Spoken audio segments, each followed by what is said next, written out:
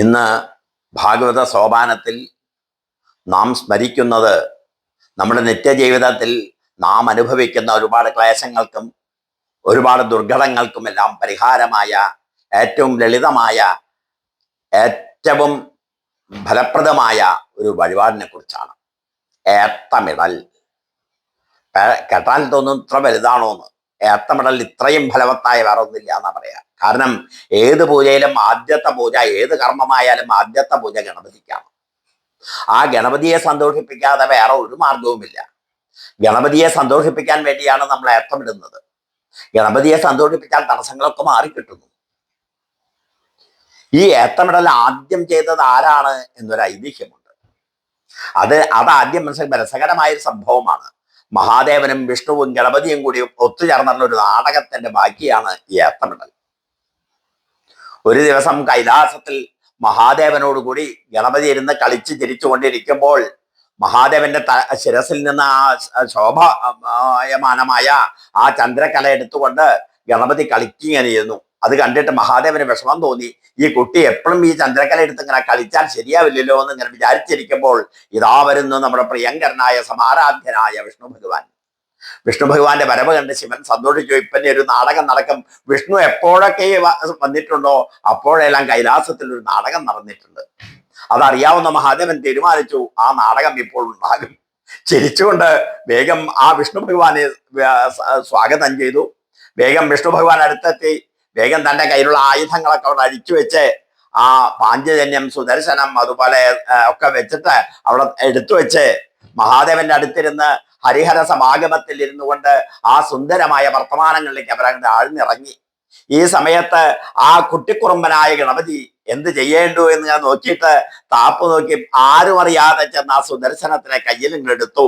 അതിലെ പ്രകാശം കണ്ട ആ കുട്ടി പൊട്ടിച്ചിരിച്ചുകൊണ്ട് എന്ത് ചെയ്യേണ്ടു എന്നറിയാതെ എടുത്തൊരൊറ്റ ഓട്ടമാണ്.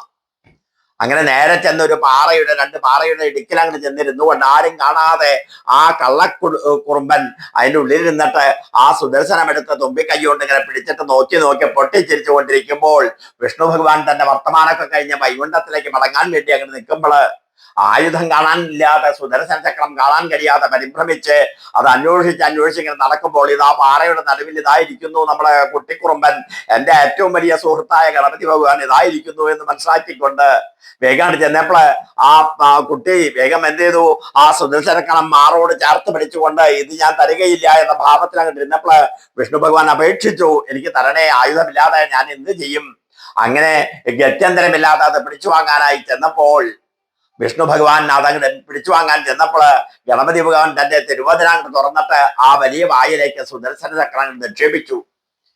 ആ നിക്ഷേപം കണ്ടപ്പോൾ പേടിച്ചു പോയി വിഷ്ണു ഭഗവാൻ. ഇനി എന്താ സംഭവിക്കാന്നറിയില്ല, ഇതെങ്ങനെ തിരിച്ചു കിട്ടുമെന്നറിയാതെ ഉടനെ തന്നെ തന്റെ ബുദ്ധികൾ വികസിപ്പിച്ചു. എന്ത് ചെയ്യണമെന്ന് ആലോചിച്ചു. ഉടനെ ഉത്തരം കിട്ടി, ഈ ഗണപതി ഭഗവാനെ സന്തോഷിപ്പിക്കാൻ ഏറ്റവും നല്ലത് ഏത്തമിടലാണ് എന്നാണ് മനസ്സിലാക്കിക്കൊണ്ട് തന്റെ രണ്ട് കയ്യും പിടിച്ച് ആ രണ്ട് ചെവിയിലമ്മങ്ങൾ പിടിച്ചുകൊണ്ട് ആ സുന്ദരമായ വിധത്തിൽ ഏത്തമിടൽ അങ്ങോട്ട് തുടങ്ങി. കുമ്പിട്ട് നേർന്ന അനവധി ആയിരക്കണക്കിന് പ്രാവശ്യം തുടങ്ങിയപ്പോൾ സഹിക്കാൻ സാധിച്ചില്ല. ഗണപതി ഭഗവാൻ പൊട്ടിച്ചിരിച്ചു. വിഷ്ണു ഭഗവാന്റെ ഈ രൂപം കണ്ടിട്ട് ഇത്രയും ചെറിയ കുട്ടിയായ എന്റെ മുമ്പിൽ ഇത്രയും സമസ്താപരാധങ്ങൾ പറയേണ്ട കാര്യമുണ്ടോ എന്ന് പറഞ്ഞിട്ട് പൊട്ടിച്ചിരി അങ്ങോട്ട് തുടങ്ങിയപ്പോൾ ഗണപതി ഭഗവാൻ പൊട്ടിച്ചിരിച്ച് കുംഭകുലിക്കാൻ തിരിച്ചപ്പോൾ തനിയെ ആ സുദർശനം പുറത്തേക്ക് വന്നു. അതുകൊണ്ട് നമുക്ക് എല്ലാ അനുഗ്രഹങ്ങളും കിട്ടണമെങ്കിൽ ഗണപതി ഭഗവാന്റെ അടുത്ത് ഒരൊറ്റ വിദ്യയുള്ളൂ.